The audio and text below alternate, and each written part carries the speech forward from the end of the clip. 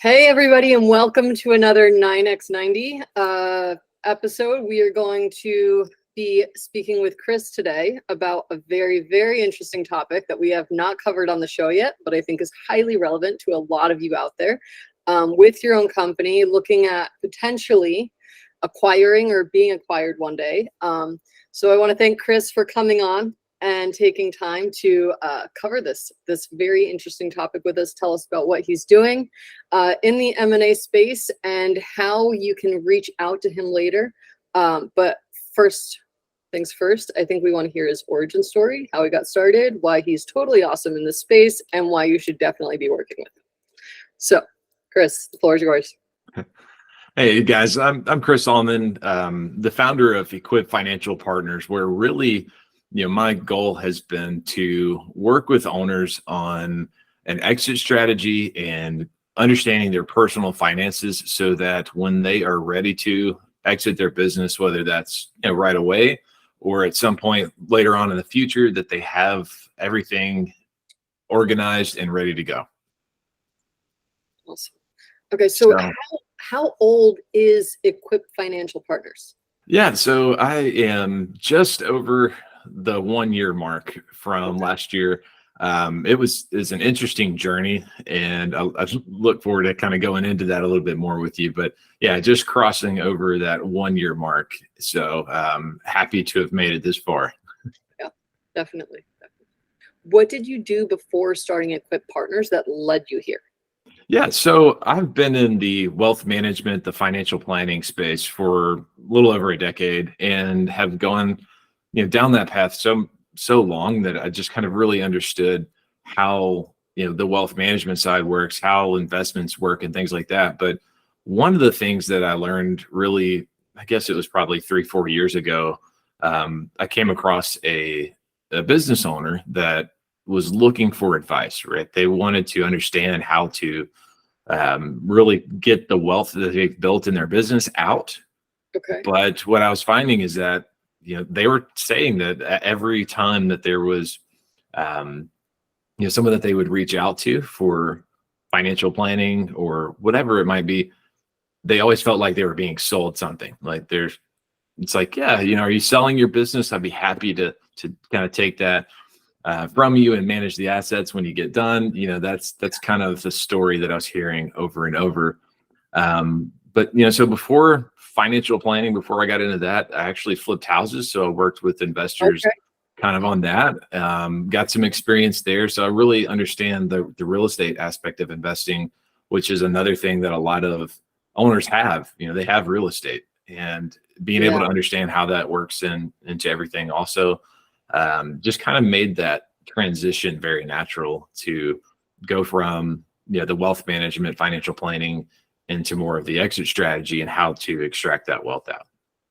Interesting. So with the real estate aspect, do you pull like a McDonald's where you have them separate the real estate and the business, and they like lease the office space back to that business, like whoever acquires it? Like, do you do that game or not really? Sometimes it makes a lot of sense. It really just kind of depends on the owner's structure of their business and what they need from a cash and a tax flow perspective. Yeah. Right. So sometimes the business or the land that the business is on might be one of the most valuable parts of it, just because the location or whatever it may be, or the facility that they've built, that might be part of the sale. So in some ways you want it included in the business, but at the same time, it also makes sense from a tax perspective occasionally to keep it outside of the business, and and then give you the opportunity to lease it back if you do sell the business aspect. Yeah, but that's where they come in and talk to you and ask. Yeah, be able to figure that stuff out. Play a little Monopoly here. So let's see. What questions did you ask yourself when you were looking at starting Equip Partners? I know you kind of answered this, but is there anything else that you want to add to that list of questions and criteria you gave yourself before you broke off? Yeah, so being a person that deals with finances all the time, it's really easy to kind of get caught up in money, right? And kind of the pursuit of money, and what do you want to do this new business for, right? Because I had a great job before, made great money, didn't really have anything that was forcing me to make a decision to leave, other than the fact that, I've known for a long time. I have that entrepreneurial spirit, want to, be able to take the reins and have an opportunity to fail. And so, one of the questions that I ask myself is, how willing am I to fail? And, I have to be realistic with myself and realize like that's a very real possibility. Had to think about, am I doing this for financial reasons? Am I just motivated by money? And really at the end of the day, I found out by just kind of like soul searching, if you will, that I was staying where I was because of the money. Right. So for me, that pursuit of having an opportunity to fail and just lead things and grow something meaningful, being able to understand like what my motivations were, that's probably one of the biggest things that I had to, go through. Yeah. And then you have family as well? I do. I have a wife and 2 daughters, so they're both pretty young. So, I have to kind of make sure I can support them and that decision. So that was a little bit of a challenge for my wife, but she's come aboard and been very supportive through it. Yeah. With I was literally, I think, traveling 75% of the time. My husband was like, you have to start something on your own. We have a 2-year-old who needs to know what you look like. I was like starting to be cut out of her little family pictures she was drawing, or she would say like, well, mommy's not in the picture because she's at work in this country or that country. And that's when we realized, okay, it's time for me to start something that that is definitely a challenge, for me. I'm one that I can get lost in what I'm doing and just stay there. So I've really tried to set those boundaries, and I think there's a misperception that you have to just grind and grind and grind and work 24 hours a day, and I don't think it's healthy. I think you need to be able to set time aside for yourself, whether that's for like working out, just whatever it is that kind of like gives you that energy and revives you every day. Like that's really important. So that's been crucial.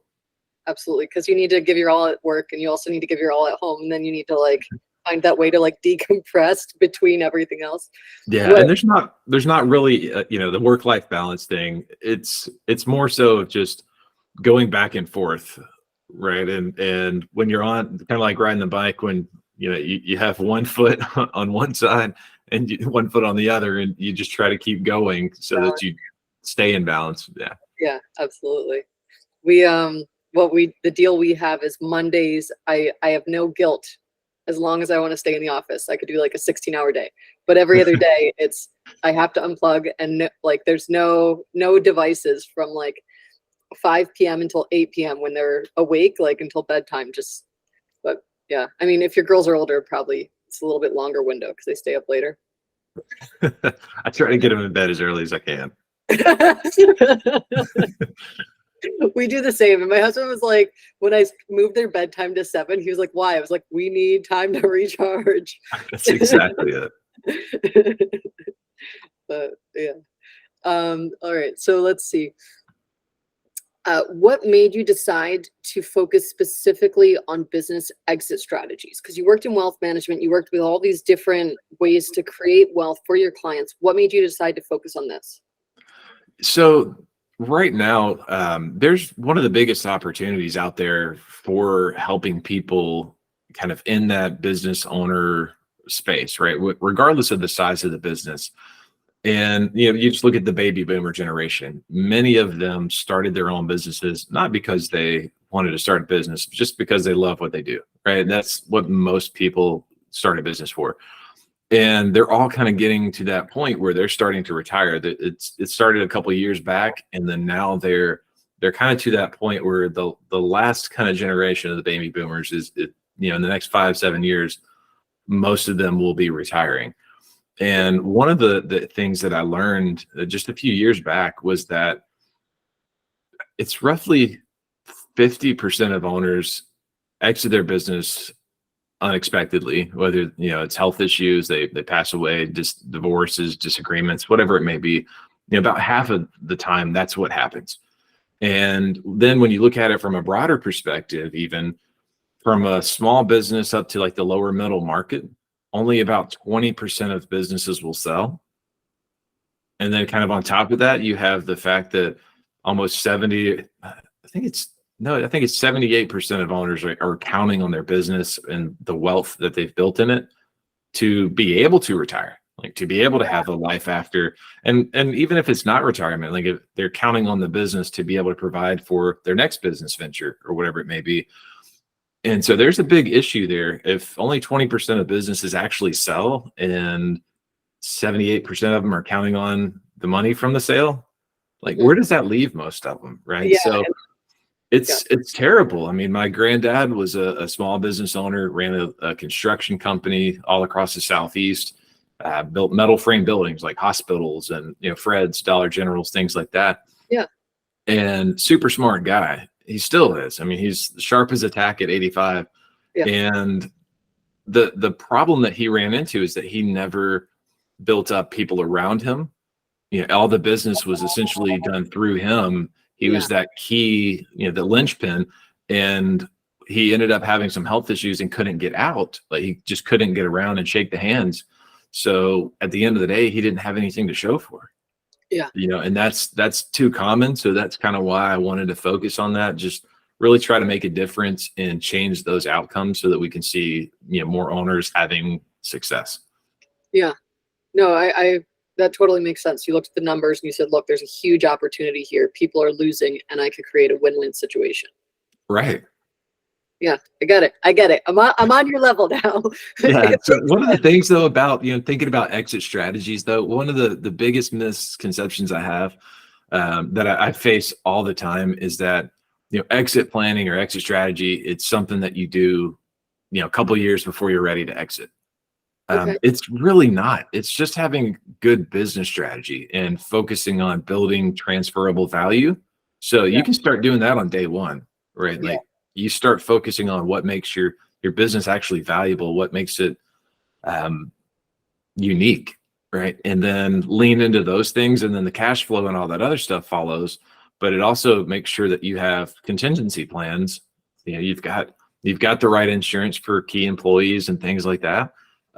You have those safety nets in place, which also makes you more valuable if someone's looking to acquire you, because they're like, everything's tied up, like it's ready to go. It's de-risked, it's franchisable, it's viable. It's Exactly.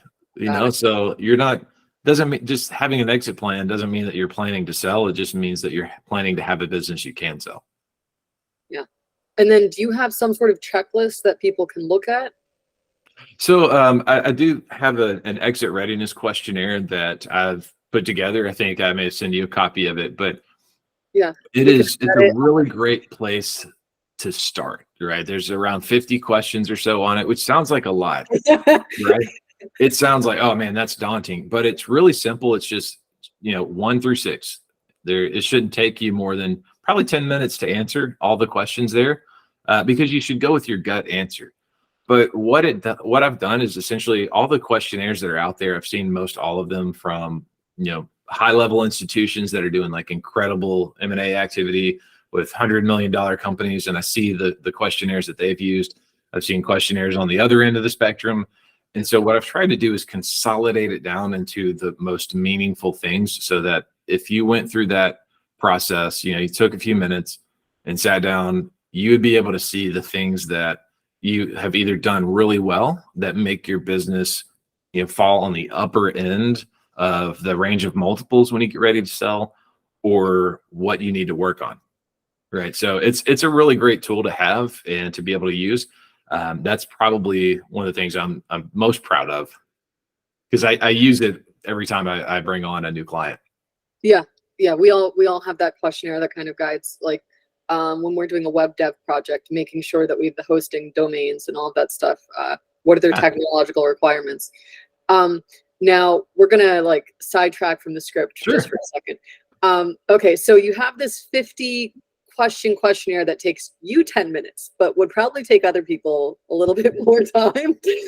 Yeah. So hypothetically speaking, if someone were to look at 5 questions and then want to book a call with you or schedule a consultation, what does that look like? Yeah. So Yeah. Essentially, every time that I meet with someone, we'll spend at least 30 minutes and just have a strategy call, right? So just it's an opportunity for me to understand kind of where you're at in your business, what your plans are, where you're trying to go, and then look for those opportunities to see, is there something I can help with? And so a lot of times I'll say like, let's go through that questionnaire. I'll send it ahead of time. If you've already got it and you're going through that, then it's you kind of start to see the things that you need help with, even if you don't answer them, right? If you just went through it and looked at the questions, you're gonna know some of those places where there's issues. And Yeah. so, we just talk about that, help kind of put some framework around it, and really just see where the opportunities are and what's next. If someone's thinking about exiting, how soon before the exit do they look at this questionnaire and reach out to you? Is it like ideal to give you 3 years? Have you been able to flip Yeah. company around within a Yeah, year? that's a great question. So it really depends on the size of the business. Okay. What kind of range of revenue you have, because the smaller businesses typically won't need as much time Okay. because the deal isn't as large, right? It's a Yeah. little easier to get financing and things for. But if you're on the upper end of the I guess you could say, or I guess you could say, if you're on the lower end of like the middle market and below that, a lot of times the due diligence period, just you've got somebody that said they're interested, that due diligence period and getting from there to the close might take 2 years Yeah. just to get the deal done. Yeah. So And if you want to be ready for the due diligence period, you need a couple of years before that to really make sure that everything, in order. all of your finances are buttoned up, that everything's clear, that you're not you're running too many expenses through the business, that you're paying yourself a reasonable salary, just making sure that you have a good history of at least the last 2 or 3 years before that outside buyer gets a hold of things and starts combing through it. Yeah. So let's say like a company that's a real estate company that's close to quarter billion in sales. How long would they need for an exit strategy? But let's look Just at both ends of the spectrum. So like a startup that's under 1 million and a startup that's like all the way past the hyper growth stage over 100 million. Like two use cases, how long would you need with both of them? Yeah, generally about 5 years is Okay. kind of like the ideal time. Yeah. Now, honestly, like I wish people would start thinking about it a lot earlier, because it Yeah. just makes it so much easier. But if you're thinking, if you've reached that point where you're like, I know I'm going to exit, and most of the time, people wait until they have that feeling and Yeah. And that's if I'm ready to get out. They wait until they start to hear that. yeah. At that point, you start to check out. You start Yeah. thinking, I can let this slide, I can let that go, Yeah. and it just puts you in a worse place, No, because you're tired absolutely. of it, right? Yeah. Whether you Yeah. might love the business, but you get tired of doing certain things, and so you just don't Yeah. have that same energy that you have, 5, 6 years out, knowing, okay, I have a plan. I know I want to get out of this thing. I'm going to make sure that I'm building it so that I can get out of it, Yeah. and hit that multiple that I need.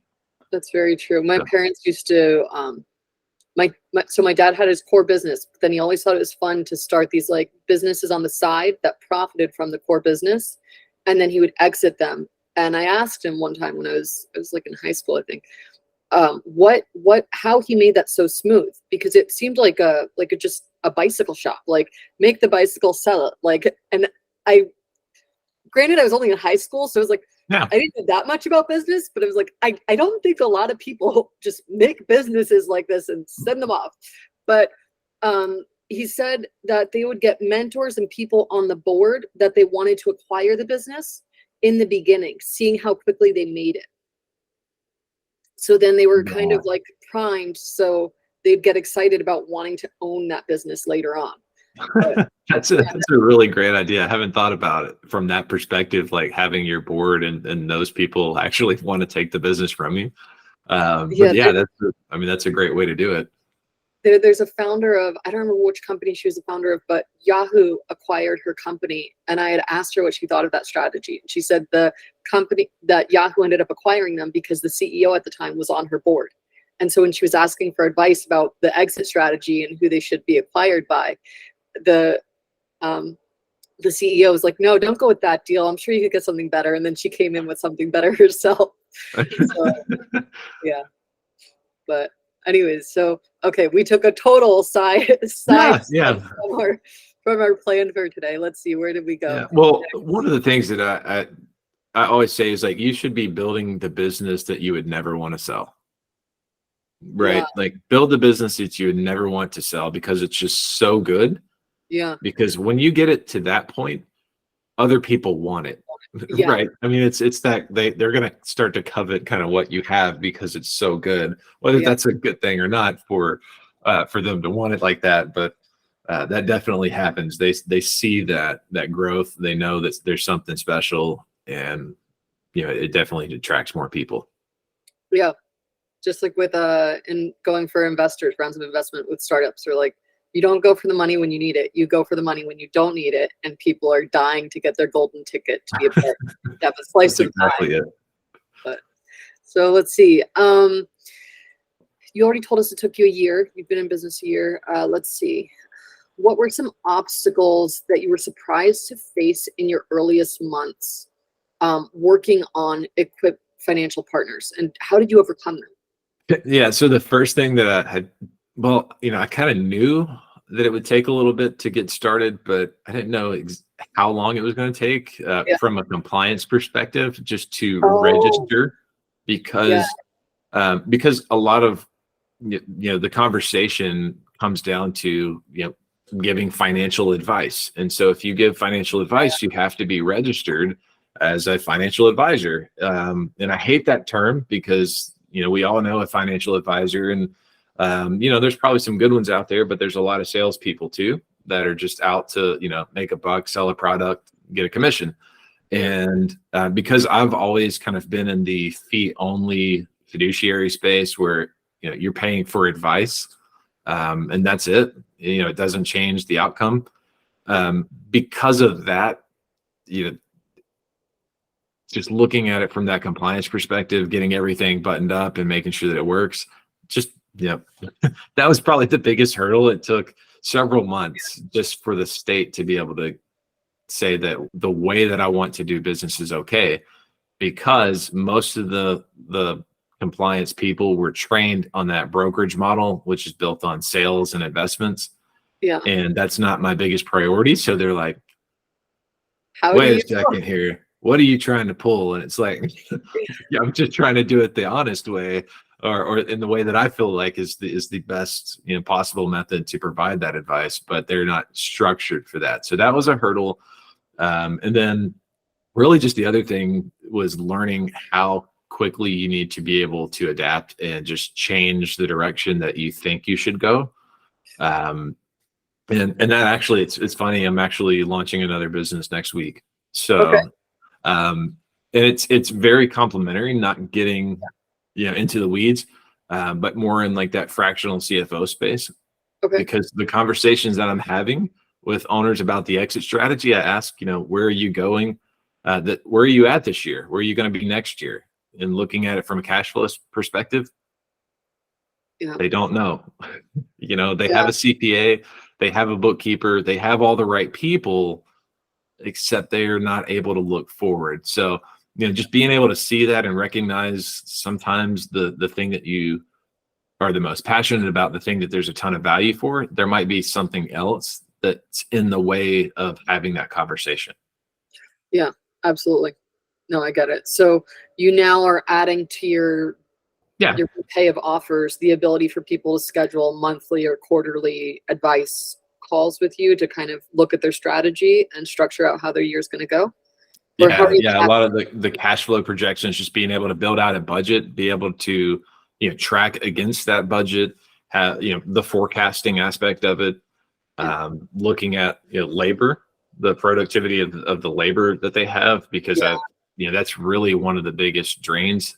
And I've found that, it all works together, right? It's all part of that exit strategy, is building that value up. And I'm just finding like this is one of the hurdles that they have is being able to look at what they have and where it's headed to know if they're on track.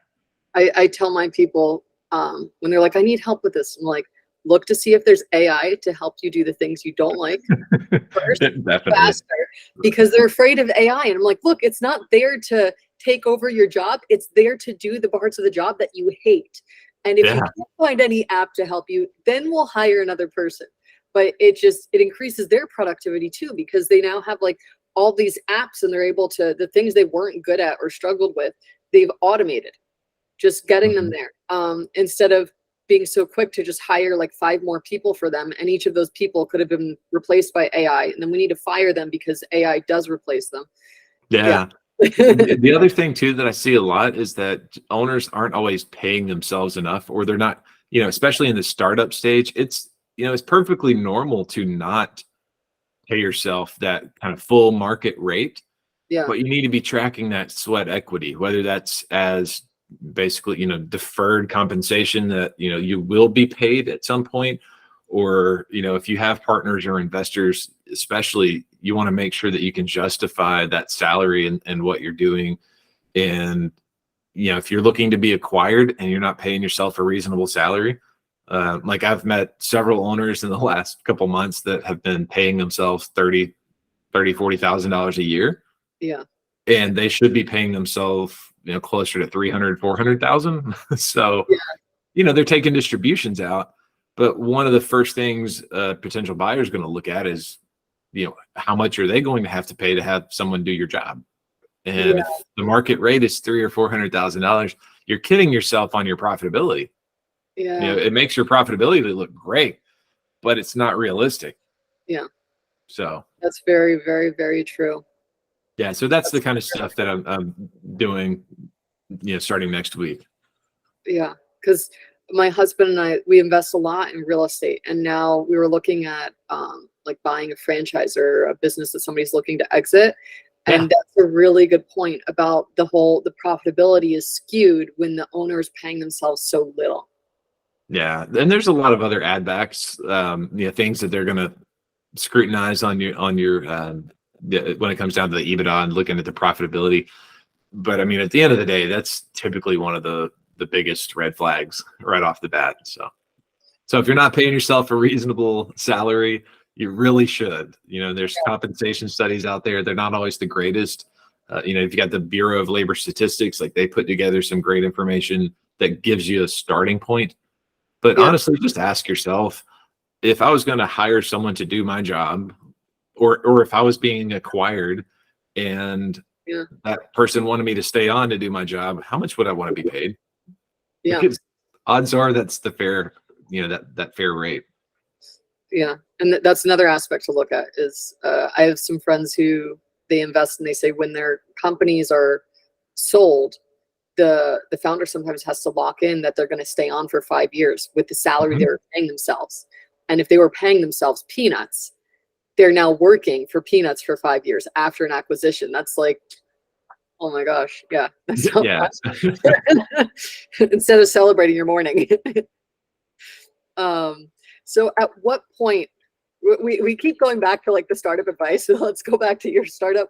At what point did you kind of look around and say, you know what, this is like my dream. I've achieved my dream. Or do you kind of keep building on the dream and have like a next milestone? Yeah, no, I don't feel like that ever settle. I'm more of the planner, right? Like, so I'm always looking forward. My wife hates it because as soon as we like feel like we're there, like we made it, I'm already thinking about the next thing. Like I've moved on. And part of that is probably me learning that, I do have ADD and never knew that. I've dealt with it my entire life. And so it's easier for me sometimes to make a list of things I'm not going to do than it is to think about what I will do. Okay. So, that's kind of one of the things. I don't feel like I've ever really gotten there, right? As soon as I start getting close, I'm just pushing the boundaries a little further out. But as far as like feeling that sense of success, I mean, I started feeling that on day one because the biggest hurdle in the way was myself. Leaving what I thought I needed and being able to just embrace, that entrepreneurial journey, yeah, that was when I realized, like, hey, this is the thing I've been wanting to do. Yeah. Yeah. Interesting. Okay. So there's you have ADD, I have ADHD. I love reading about neurobiology. I was wondering why this conversation was so smooth, and it's because we're both going along the same rabbit trail, pinging back and forth. But Yeah. our brains work the same way, so it makes sense now. But there's this one book on neurobiology, and it's called The Molecule of More. And basically, and there's another book, it's called The Happiness Effect. And Okay. basically the two books, what they say is like a gross summary of like hundreds of pages of text, is that your brain is happiest when you think of something you really want to achieve, and then you feel like you're progressing toward that goal. But reaching the goal doesn't actually like release the dopamine. It's thinking about that goal and then seeing like little elements of progress along the way. So I love to include that question because it tells you a lot about the person's neurobiology. Like, are they leveraging dopamine to like reach their goals, or are they kind of like, how is their brain working to help them along the way? Yeah, and we've all heard the saying, it's not about the destination, it's about the journey. I mean, Yeah. that's really that's at the end of the day, that's what I enjoy. Yeah. The ups and downs, I mean, it creates a story. Oh yeah. Especially the downs. You're like, I can't believe I survived that. Right. You look back and then you're like, now you're stronger, right? You've Oh my you've gosh. had the experience, and it's like now you're not afraid of it. Yeah. Yeah. One of my companies faced a few attempted hostile takeovers. And before that, I was like, how do CEOs become so informed with the legal structure of the country they're in? After the third one, forget. My friends who know I'm in marketing, who have a legal problem, are calling me to ask which strategies I would be using if I was in their shoes and which lawyer I recommend. Yeah, you don't realize how much you're going to learn about anything until you're in the thick of it. But okay, so let's see. Your business has a very unique value proposition. And you already mentioned that you looked at the playing field, at the landscape, and you said, okay, there's 70% that are falling through the cracks. I have a win-win solution. How do you present that to people, like in a concise way, so they understand, look, this is a win-win solution. I'm not trying to like sell you on something. I'm creating something that's going to be a massive value for you. Yeah, it's easy to say that, you show people the numbers and they're like, yes, I need to do that. That Yeah. never works. You never try to just show someone numbers and show them logic. They won't do anything. So essentially for me, on the aspect of, how do you charge? That always comes up. And when I can say, like, I'm truly aligned with you, right? I don't get paid from anyone else except for the client. So, that part kind of takes down some of that pressure that they feel like that, oh no, I've got to do something. And then it's just really helping them envision where they want to be. And so once they, like you were saying a minute ago, when you have that goal and you have kind of the destination in mind, and then you realize where you're at, part of that's going through that questionnaire. When you realize where you're at, then it's like, okay, there's some work to do if I really want to be there. And sometimes they realize, like, I don't really want to be there. Like, that's not, I thought I wanted that, but now looking at it, maybe I don't. Maybe I want something different. Right. And so from looking at it to see, are we on the same page, and how do you get there? I just want people to be successful. I mean, at the end of the day, that's what I want to see. And, if I can help you do that along the way, that's awesome. Like, I want to be there for the journey. Like, I don't really care if you sell your business or not. That's not my motivation. And my fees would reflect that, because there's no, if you sell your business, I don't get anything out of it. So, it kind of lowers that window, that, or not window, but that trust barrier. So to be able to understand, like, yeah, you're not trying to sell my business so you can capture my assets. That's always like one of the questions, but yeah, I don't know if that answered the question completely or not, but No, so you basically, you said, look, okay, money makes people semi-happy.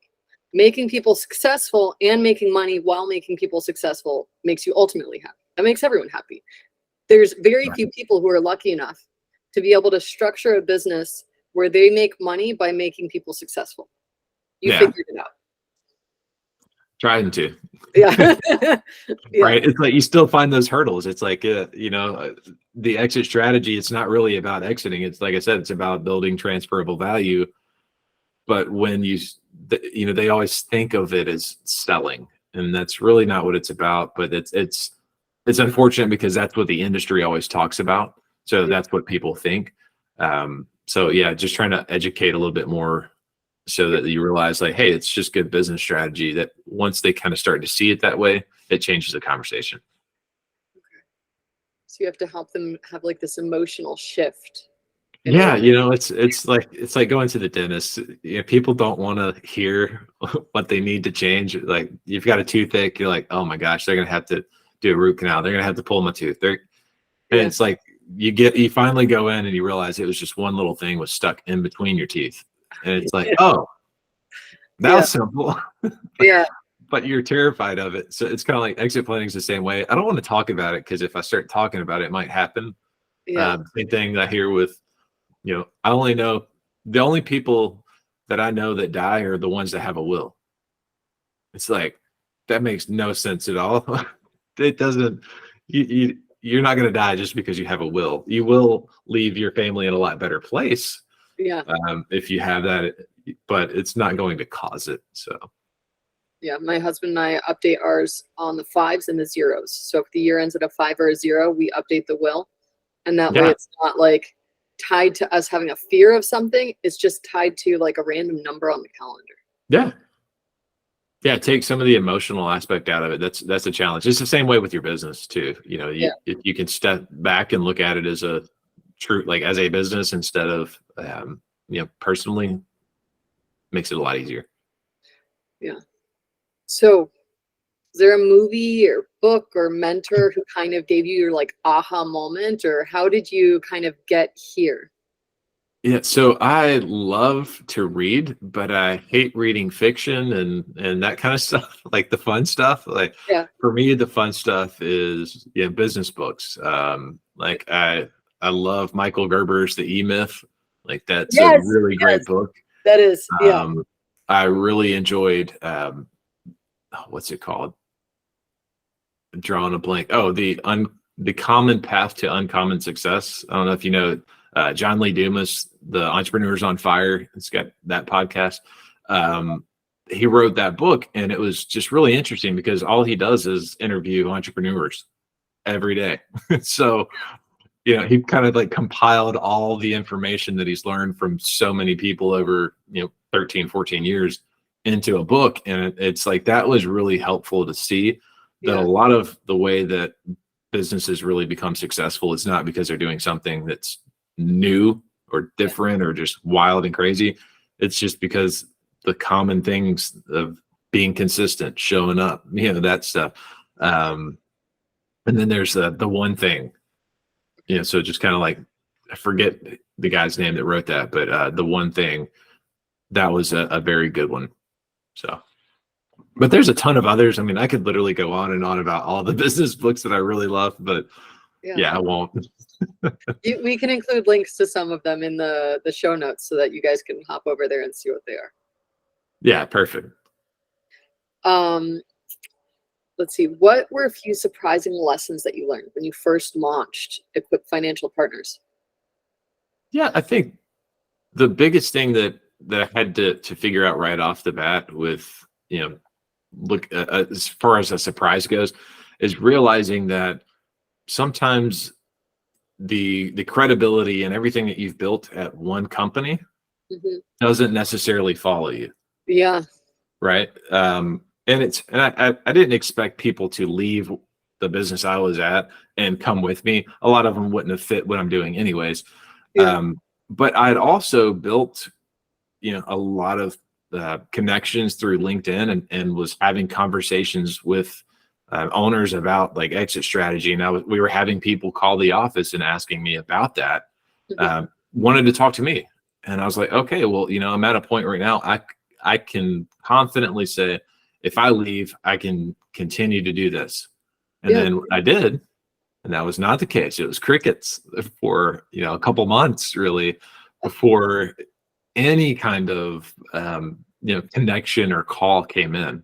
So that was like one of the biggest shocks. It's like people were finding me and reaching out to me, but then I changed where I was at to better align with what I was talking about and wanting to do.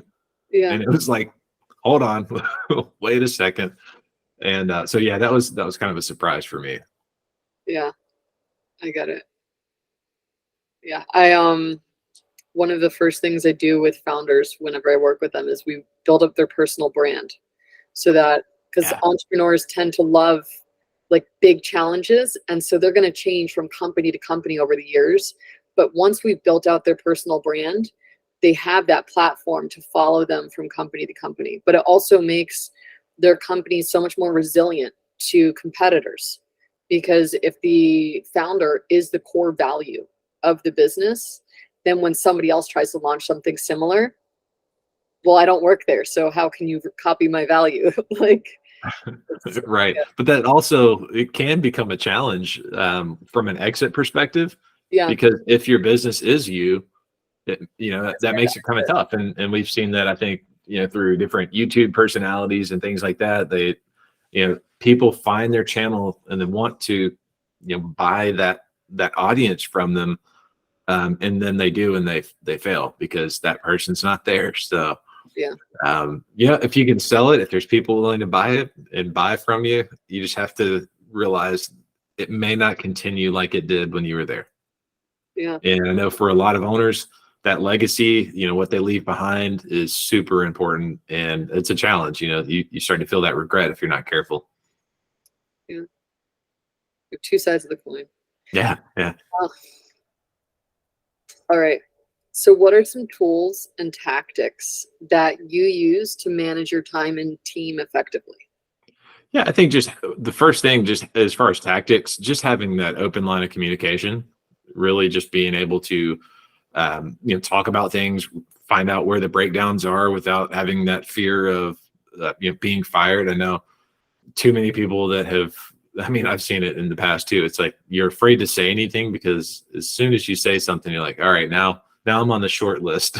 So, I had some pushback, but so just that open communication. I mean, I think that's where so many problems could easily be fixed if people were just a little bit more willing to talk about it and realize, as an owner, you don't know everything. Yeah, You know the things that you do really well, but you don't know what everyone else does every day. So just being able to trust those. So that's kind of from a tactics perspective.